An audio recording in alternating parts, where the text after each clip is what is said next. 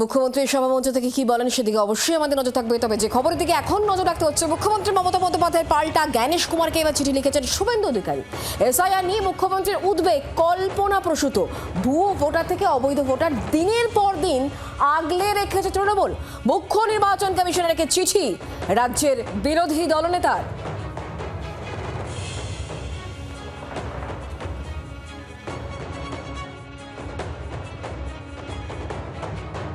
জ্ঞানেশ কুমার কারুর বাবার নয় তো। জ্ঞানেশ কুমার ভারতবর্ষের নির্বাচন কমিশনার, তাকে যে কেউ চিঠি লিখতে পারেন। বুদ্ধদেব ভট্টাচার্য যখন মিটিং করতেন তারপরের দিন গিয়ে মমতা বন্দ্যোপাধ্যায় সেখানে মিটিং করতেন। ঠিক একই কায়দা, সেই স্কুলিং এর ছাত্র তো শুভেন্দু অধিকারী। তিনি মমতা চিঠি দিলে একটা চিঠি দিতে হবে, ওখানে একটা মিটিং হলে ওটাই করতে হবে।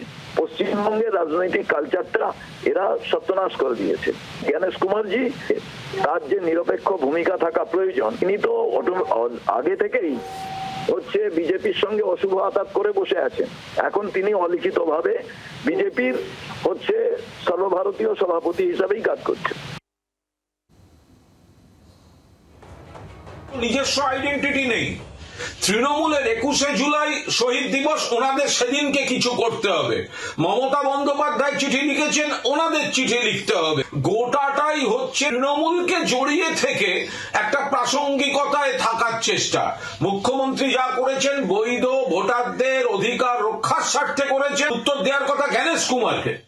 কে বিজেপির লোকজন? তারা তাদের গায়ে লাগছে।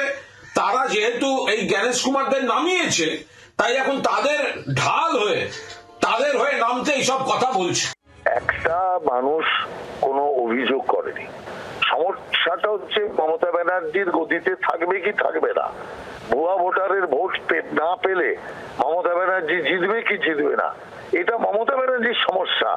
অতএব এটা তো বাংলার মানুষের সমস্যা নয়।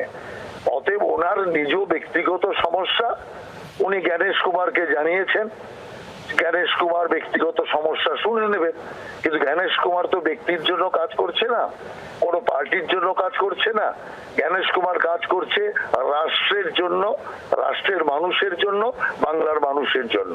অতএব এই সমস্যা নিয়ে জ্ঞানেশ কুমারের চিন্তা করার কোনো কারণ নেই, ইলেকশন কমিশনের ভাবনা করার কোনো কারণ নেই।